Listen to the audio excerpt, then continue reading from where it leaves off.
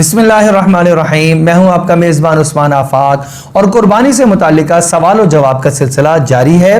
एक सवाल ये पूछा गया कि जो हम कुर्बानी के लिए जानवर लेते हैं आमतौर पर उसके सींग होते हैं, तो अगर सींग टूट जाए तो क्या कुर्बानी में ऐब आ गया या इसकी कुर्बानी करना जायज़ है? इसका मसला सुन लीजिए। अगर तो सींग पैदाइशी तौर पर ही नहीं उगे थे तो ऐसे जानवर ऐबदार नहीं शुमार होता, बल्कि बिला कराहत इस जानवर की कुर्बानी करना जायज़ है।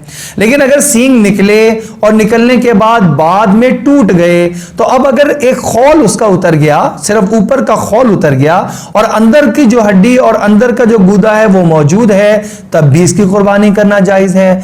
लेकिन अगर सींग भी टूटा और उसका अंदर की हड्डी और गूदा भी टूटा तो उसमें देखा जाएगा कि अगर तो वो 1/3 से ज्यादा टूट गया है या 1/3 टूट गया है तो यह ऐब वाला शुमार होगा।